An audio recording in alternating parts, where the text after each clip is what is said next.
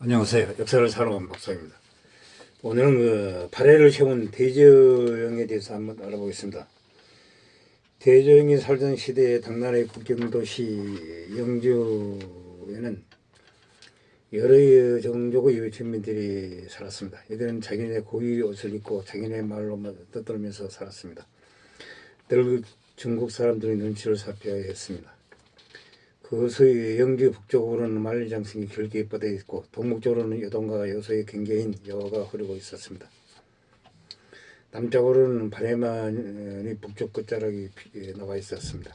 또 여동에서는 북경으로 들어간 통로가 길게 뻗어 있었습니다.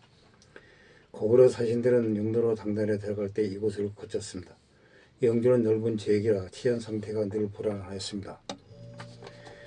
군대를 주둔 시키고 주민을 관리 감시하는 역할을 맡는 도독부를 안전한 지대인 노론을 제왕해 두었습니다.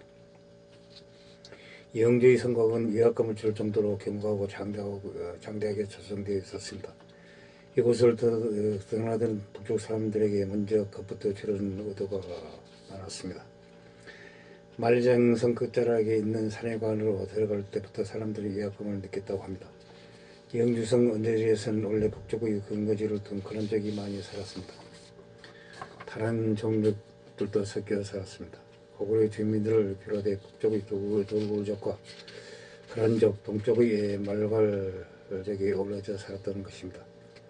이들은 전쟁을 벌이지 않을 때도 서로 경쟁심이 많았으며 서로가 어령되기 일쑤였습니다. 당나라는 고구려가 멸망한 뒤 억검에 들어오는 정책을 썼습니다. 고구려 유민과 말괄족, 그란족을 영주로 강제 이주시켰습니다.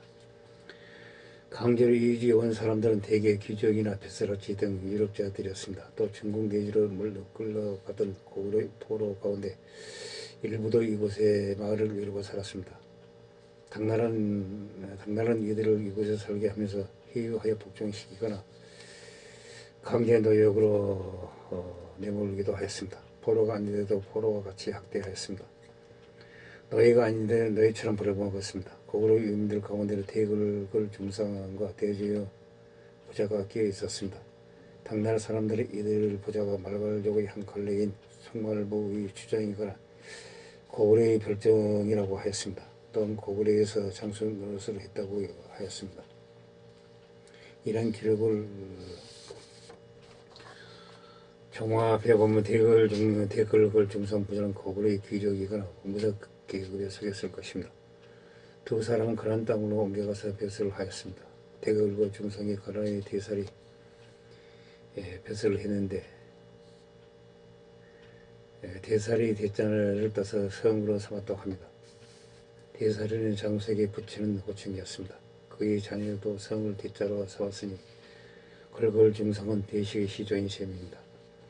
이들 부자는 신분에 걸맞게 가족과 함께 종들을 데리고 와서 살았습니다. 고구려 유민들이 모여 사는 마을에서 자연스럽게 지도자로 군림하였습니다. 이들은 영주에 거주하는 고구려 유민들 속에서 10년 동안 어우러져 지내면서 유력한 지도자로 추대되었습니다. 대글 중상과 대족은 그란족이나 말괄족과 마차를 키지 않으려고 하였습니다. 고구려 유민들을 단속하며 때를 기다렸습니다. 또 이들 부자는 말괄족의 유효한 주장인 걸사비유와 침벌을 나누며 동제를 키웠습니다. 당나라 사람들은 고구려를 멸망시키고 나서도 고구려 주민을 어느 종족보다 미워하였다고 합니다. 유민들이 끈질기게 제어하였기 때문입니다. 당나라 사람들은 고유 주민을 거주거리 방지 고구려 치라고 비웃었습니다. 거주거리노 고구려 종놈이라고 부르면서 얕봤습니다. 당나라 지배자들은 고구려 주민들과 말괄족을 이간질을 시켰습니다. 고구려가 대적을 건설한 과정에서 두 민족은 여러모로 서로 협조하였습니다. 전복전쟁에도 힘을 합하였습니다. 당나라 지배자들은 이들이 다시 단결하면 변경 정책에 방해가 될 것이라고 생각하였습니다. 반란의 때가 되었습니다. 당나라에서 영주서 도덕으로 부임해온 조문회는 영내의 준비를 어렵게라고 얕보면서 머지르게 다뤘습니다. 그런 다른 도둑들보다 더욱 심하게 이들 민족을 야만인으로서 다뤘습니다. 때로는 채찍을 휘두르면서 노예로 버렸습니다. 조문회는 전형적인 당나라 지배 세력의 한 사람으로 병거의 종족들을 채찍으로 다스려야 한다는 생각을 가지고 벼슬아치였습니다. 늘 술에 취해 여자를 낀 채로 나날을 보냈습니다. 또 형년의 주민들이 굶어 죽고 있는데도 구할 생각은 전혀 하지 않았다고 합니다. 이곳에 그런 추장 출신 이준충인과 선만령도 거저하며 살았습니다. 실학과 연기를 두루 갖춘 두 사람은 그러한 자국의 단계를 거쳐 하나의 세력으로 키웠습니다. 두 지도자는 거꾸로 인민과 말라갈족에게도 손을 붙여 고 영주 소득을 죽이고 당나라 군사를 몰아내 영주를 차지하기로 뜻을 모았습니다. 이진충은 반란군의 총지휘자가 되어 자신을 위가 없는 칸이라고 표명하고 그러한 이유는 완전 독립을 선포하였습니다. 당나라 황제를 인정하지 않았습니다. 선만령은 총대장이 되어 주변의 작은 성들을 함령시켜 초기 단계부터 추종자를 20만 명을 키웠습니다. 그런데 이준충은 처음부터 너무 성공하게 자신이 칸이라고 표명함으로써 다른 종족들을 주저하게 만들었습니다. 반역이 성공을 해도 그의 신하가 되어야 했기 때문입니다. 696년 5월 연합보고대는 영주성과 유성현으로 쳐들어와서 조면을 단숨에 죽여버렸습니다. 성을 차지하였습니다. 이를 연합보대는 각기 목적이 달랐습니다. 고기를 유미는 조국의 부흥을 깨라는 계획이었고 발발적으로 고랑으로 돌아와 살겠다는 속셈이었습니다. 그리고 그런 적은 당나라 세력이 다시는 자기의 영역을 침략하지 못하게 변방의 힘을 약화시키는 의도였습니다. 당나라 조선은 즉시 토벌 사령부를 조치하였습니다. 수만 명의 군사를 파견하였습니다. 그러나 당시 당나라는 사람적 토벌, 티베트 전멸에 힘을 쏟느라 전력을 기울 여유가 없었습니다. 토벌은 당나라 영역을 침해에 들어오고 있었습니다. 연합보다는 이런 정신을 뜻하고 이곳 오늘날 북경 근처에 진출해 승리의 기쁨을 누렸습니다. 당나라 조선군이 당황하여 토벌 군대를 대거 투입하여 이준충과 선만녀 소탕하라는 의지를 다졌습니다. 만 1년이 넘도록 그 뜻을 이루지 못하였습니다. 두 지도자는 유주까지 북경까지 점령하며 기세를 올리면서 완강하게 버텼습니다. 반란의 시기 서부전선의 제전세라면 동부전선은 후방에서 해당합니다. 동부전선은 당나라로부터 가장 먼 변경지대였고 바깥에 있는 여동을 고구려의 영토였습니다. 대결을 중성과 대종은 말과적의 주장, 군사비와 힘을 합해 동부지역 평정에 나섰습니다. 이들을 연합부대는 당나라와의 복수하는 여러 성들을 손쉽게 차지하였습니다. 더욱이 이에 고려는 평양에서부터 고구려 유민에게 쫓겨 요소지 고성에 옮겨와 있던 안동 도읍을 공격에 심각한 타격을 줬습니다. 이럴 때 정세의 변화가 왔습니다. 북쪽에 서사르고 있던 돌고래 우두머리 묵철이 당나라와 연합해 가란족 공격에 나섰습니다. 북철은 이 기회를 이용하여 가란족의 힘을 약화시키고 돌골족의 영정을 높여 돌골왕국을 확고히 하고자 하였습니다. 당나라에서 빼앗아간 북쪽의 넓은 영토와 수천호의 숨죽인 그동안의 약탈해간 식량, 무기, 농기구, 철, 옷감 따위의 물자를 돌려달라고 하였습니다. 게다가 그는 두 나라의 왕실이 혼인을 맺자고 하였습니다. 당나라로서는 자존심이 상하였습니다. 그렇지만 함부로 거절할 수도 없는 처지였습니다. 더욱이 당의 직전모고는 조정을 마음대로 주물러 당의 이름을 지우고 새나라 주나라를 세웠습니다. 직전모고는 시왕조를 여는 과정에서 반대파를 제압하는 내부의 버거운 과제를 안고 있었습니다. 측천무의 측천무와 손을 잡은 돌골족은 영조의 후방을 공격하였습니다. 그런적 이준증 황제는 양쪽의 적을 막론하고 군사를 분산시킨 탓에 영량이 많이 소모가 되었습니다. 마침내 총사령관이 천만량이 후퇴하는 도중 당나라 군사에게 살해되었습니다. 이 사건을 계기로 영주를 중심으로 한 거란족 반란은 1년여 만에 당나라에 심각한 타격을 주고 마무리되었습니다. 거란족이 서본전선에서 치열한 전투를 벌이는 동안 대종은 동부에서 점령지를 확대시키고 군사와 군대를 늘려나갔습니다. 거란족이 주도한 영주 반란은 더불어 유문과 말가족 연합부대에게 새나라 건설의 예명을 열어줬습니다. 측천부는 계속 분열 정책을 써서 당나라를 반대하는 대우를 여러 갈나라 쪽에서 반란군을 무너뜨리려 하였습니다. 이진주가 전쟁을 벌이면서 다른 한편으로는 고구려 유민과 말가족을 이끄는 두 지도자를 회유하라 하였습니다. 미끼를 던지는 수법을 쓴 것입니다. 그래야 걸사비유에게는 허국공, 걸걸중상에는 진국공을 책봉하여 각기 확보한 명령을 승인해 주었습니다. 이전부터 써먹던 수법대로 두 지도자를 회유하는데 이만한 이득은 줘야 했던 것입니다. 이 책봉은 정식 국고를 주기 전에 해당됩니다. 국공은 황제의 나라에서 3등급에 해당하는 자격입니다. 높다면 넘을 수 있는 자리였지만 두 지도자는 이 제의를 보기 좋게 거절해버렸습니다. 두 장수는 각기 자기 휘하의 발을 거느리고 영주에서 벗어나 계속 동쪽으로 진출하였습니다. 두 세력은 여동 일대에서 일정한 영령을 찾아오고 세력을 들였습니다. 왕국이라 불러도 크게 어긋날 일이 아니었습니다. 두 지도자는 매중국의 황제가 내려주는 화려한 관복과 함께 봉작을 거부했는가, 거기에는 특별한 숨은 뜻이 있었습니다. 두 장수는 여동을 중심으로 고구려의 땅을 나누어 임금 노릇을 하기로 뜻을 모았다고 합니다. 두 지도자가 서로 싸움을 벌이지 않고 따로 왕국을 세우려는 계획은 다행스러운 일이었습니다. 여양 일대의 고구려 유민은 거의 독립 상태를 유지하고 있었습니다.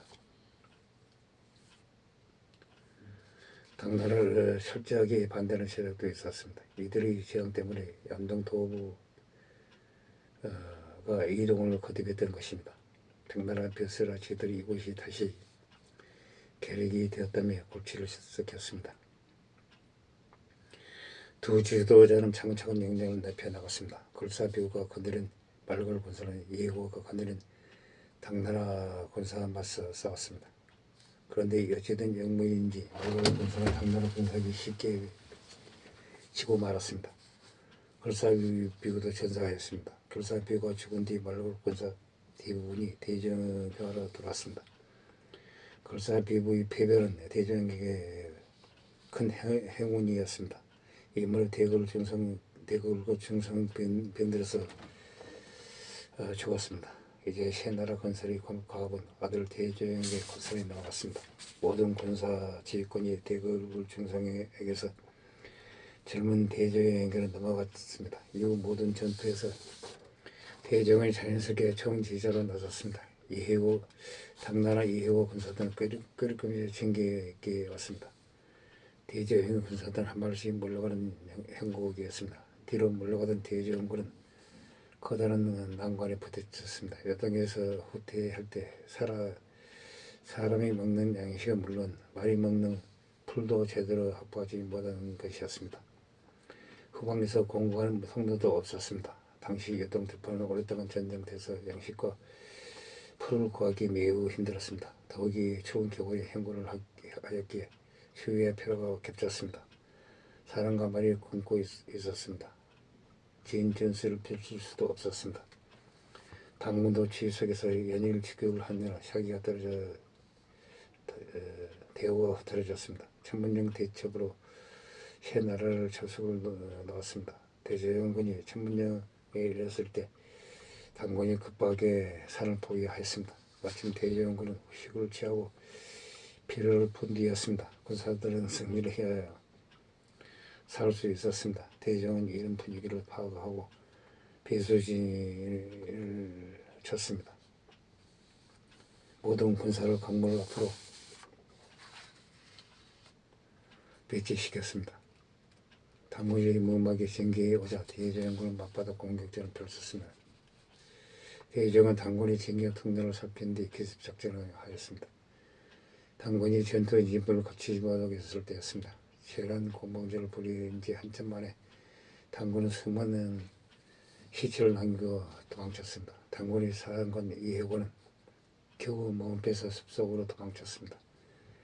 대종은 이로부터 추격하는 적군을 염려하지 않고 편안한 마음으로 악기를 개척할 수 있게 되었습니다. 이 전투는 698년 초법에 일어난 천문령 대첩입니다.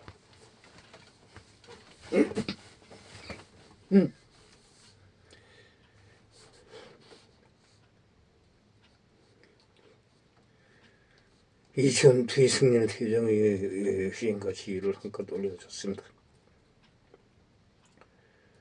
군사와 백성을 단결시켜 새나라를 건설한 결정적인 초석이 됐습니다. 고구려의 임원들은 그전보다 더 대종의 제도를 믿고 따랐으며 이런 마을 가족도 더욱 심어가게 됐다고 합니다. 대종은 성화강을 건너고 목당강 상류를 지나 계속 동쪽으로 진출했습니다. 고구려 유명한 마을 가족이 몰려들어 세력이 하루가 다르게 가져갔습니다. 대종은 자신의 휘하에 군사 수만 명을 건지게 되자 전날 건설을 시켜왔다고 생각하였습니다. 대종은 산을 넘고 물을 건너 전등께 펼쳐진 근지에 이르렀습니다. 그곳이 바로 지금의 도날시 동모산 언저리였습니다. 동모산이 높이는 600m가량 됩니다. 백두산에서 300m가량 떨어져 있었다고 합니다. 동모산은 낮은 산이었지만 주위로 아주 험준한 산줄기가 이어서고 그 중간에 분지가 있었습니다. 이 분지는 산줄기가 깊이 장벽을 이룬 곳으로 돌파랑이 밀림이 빽빽이 들어찼습니다. 토지는 기름지고 생산되는 물품은 넉넉하였습니다. 즉 토지로서 이보의 지명을 먹고 주민이 생활에게 좋은 조건을 갖추고 있었습니다. 이곳의 동북쪽으로는 백두산에서 발원한 송강이 북쪽으로 흐르고 있었습니다. 그 지변 호를 하나 오늘날의 목단강 선비가 뱀처럼 굴굴 뻗어 있었습니다. 그 언저리 너른 들판이 펼쳐져 있었습니다. 이곳은 영조 2000리 떨어져 있으며 그 중간에 가난이 길을 막고 있어서 당나라의 침공 범위에서 멀리 벗어나 있었습니다. 즉 사정거리에서 벗어나 있었던 셈입니다. 대종의 동모산에 얹어서 오면서 고구려 유민과 말벌들을 모았습니다. 대종의 명성을 듣고 사람들이 몰려들었습니다. 대종은 군사 말을 거두어 성취를 쌓았습니다. 동모산과 그 언저리 산과 때로는 새로운 집들이 들어섰습니다. 궁궐도 세워졌습니다. 어느덧 새 수도의 면모를 갖추게 됐습니다. 대제정은 698년 여름 정식으로 나라의 힘을 진국이라고 하였습니다. 대궐 중상이 진국궁에 봉해졌으니 아버지 뜻을 따른 것입니다. 대제정은 고구려 유민과 말가족이 주도로 새나라의 첫 임금으로 추대되었습니다. 고구려가 멸망한 지 꼭 30년이 지난 뒤였습니다. 그동안 이 일대의 고구려 영접은 당나라의 통치력이 흔들려 무정무상되었습니다. 빈토로 벌어진 등도 많았습니다. 그런 곳에 고구려를 계속한 왕국이 들어선 것입니다. 대종은 영주를 떠날 때 1000여 명의 무리를 데리고 나왔습니다. 이들 무리가 동북쪽으로 오면서 고구려의 인민과 멀고지 계속 함대를 불어났습니다. 대종이 나라를 세울 무렵에는 그 무리가 40몇 명이었다고 합니다. 결국 발해는 1000여 명의 기초로 하여 나라는 유민을 중시한 새로운 왕국을 연 것입니다. 대종이 나라를 세울 때 그의 나이는 50대 중반 정도라고 생각하고 있습니다. 고구려는 668년에 망하였습니다. 그가 20대 중반의 나이에 이 세상수를 지냈다고 하면 임금이 될 나이는 50대 중반이 맞습니다. 나라 이름이 진국은 무슨 의미를 지니고 있느냐면 시는 지역의 진국에서는 첫째 이름을 나타내고 다른 한편으로는 동방을 상징하기도 한다고 합니다. 또 천둥 번개가 치는 하늘이 변할 뜻하기도 합니다. 그러니 중국은 첫째가는 나라, 동방의 나라 또는 진동하는 나라라는 뜻을 지니고 있습니다. 근대에 들어서도 중국 사람들 우리나라에 대한 별칭으로 이름을 붙이곤 합니다. 모든 국가는 나라며 건국 신화를 가지고 있지만 발해는 건국 사라를 할 만한 것이 없습니다. 대정의 사람들을 두고 중국 역사책에는 사람들에게 호박과 명쾌하다, 뭔가 모를 도를 갖췄다고 말하였습니다. 신김씨가 당당하여 하나같이 영웅의 기가 있다고 적혀 있습니다. 또 동쪽으로 들어올 때 대정의 처리가 공평하였다. 어려운 일을 만나도 처리를 잘하고 어그러진 일이 있어도 잘 풀어나갔다고 기록되어 있습니다. 신당서에는 제1대 왕인 대저영을 첫째가는 걸쳐놓은 통치자로 대표적인 인물이다. 그는 중국의 정치와 문화와 영향을 받았다. 소수 민족 중에서 가장 영웅스럽고 전투를 잘하였다. 슬기로운 깨가 그를 우리들 속에서 때론 군왕이었다고 칭송하였습니다. 같은 책에서 발해는 이대왕 40년 동안 마음을 다해 다스려서 동북지구의 일대 지배 세력으로 발전하였다. 발해는 전란 시기에 분산되어 있던 말괄림과 여동 일대의 고려 등 여러 민족의 유민을 널리 불러모 신민으로 만들었다. 특히 무력을 써서 정복하여 자기의 시의 범위를 확대했다고 하였습니다. 이들 기록에는 대저영이 영웅적 활동과 정복전쟁을 결선하면서 신기한 요소는 배제하였습니다. 고대 국가에서 흔히 볼 수 있는 신비스럽고 이적이 담긴 근사한 설화가 개설되지 않았습니다. 조상이나 번이 하늘에서 내려왔다든지 아래서 깨어났다든지 하는 이적에 대한 기록이 전혀 없습니다. 동릉모산 주변에 여동성을 쌓았습니다. 동모산과 여동성의 거리는 15km입니다. 여동성은 오늘날 도나 시내에 있으며 바로 목동강 옆에 자리를 잡았습니다. 여기도 분지의 중간에 자리하고 있어서 농사짓기 알맞는 조건을 갖추었습니다. 군사 지리로 보면 서북쪽은 거란과 돌고를 차지해 당나라와 중간 차단의 장벽이 되어주었습니다. 남쪽은 장백산, 백두산이 긴 산줄기가 뻗어 있었습니다. 천년의 험한 보호막이 되어주었습니다. 요당에서 멀리 떨어져 있었고 그 가운데서 전쟁의 통로를 가로막고 있었습니다. 당나라는 장군 이해호가 패전한 뒤 다시는 발해 군사를 보내지 않았습니다. 영제에서 2000년이나 떨어져 있었던 동무산은 중국 사람들이 보기에는 원한 오지였습니다. 동무산과 여동성은 초기 나라를 세우던 권한의 시절에 지은 수도로서 적당한 덕지였습니다. 대정은 즉후 2년 동안 정복 활동을 하였습니다. 동무산성과 여동성을 근거지로 삼아 주변 세력을 하나씩 모았습니다. 때로는 전쟁을 통해서 승통을 조이고 때로는 해외의 수포를 써서 국경을 넓혀 나갔습니다. 대정의 자칭 부채살 모양으로 영역을 넓혀 나갔으며 북쪽에 도사하고 있는 흑수마을과는 아직 전역을 벌리지 않았으나 그 대비를 소홀히 하지 않았습니다. 그런 임금 노릇을 하는 동안 독자의 예를 썼습니다. 당나라의 복속을 표시하지 않았습니다. 원래 이웃 나라인 돌고래 세 나라를 위한 사실을 통과하여 인정을 받았습니다. 발해는 돌굴과 선진 관계를 맺고 당나라의 침략에 공동 대처하는 의도를 보였습니다. 첩천무는 중국이 세 나라를 세우고 저거을 하지 않으면서 나날이 크는 모습을 보고 그냥 냉기를 쓰면 없었습니다. 무슨 수를 써서 더 굴복시켜야 하였습니다. 실제 모는 대정이 나라를 세운 지 1년 뒤인 699년 보장왕의 손자 고동무를 안동도부 후신 안동도덕부의 도덕으로 삼아 고구려의 의무를 관리하게 하였습니다. 연이어 측천부는 여당의 새로운 나라 서고구려국을 세우고 고등물 왕으로 삼았습니다. 소고구려의 국이야말로 축제모의 사기극에서 나온 작품이었습니다.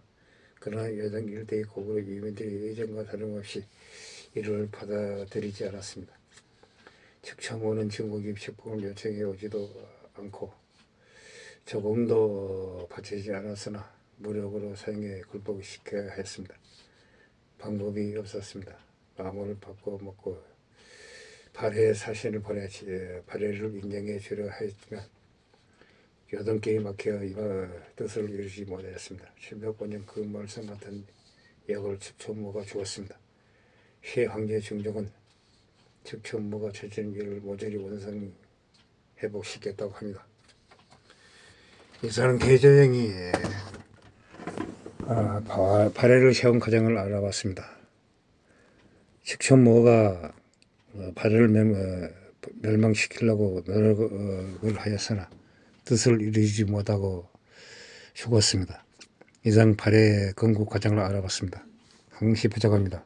양해 부탁드립니다. 감사합니다.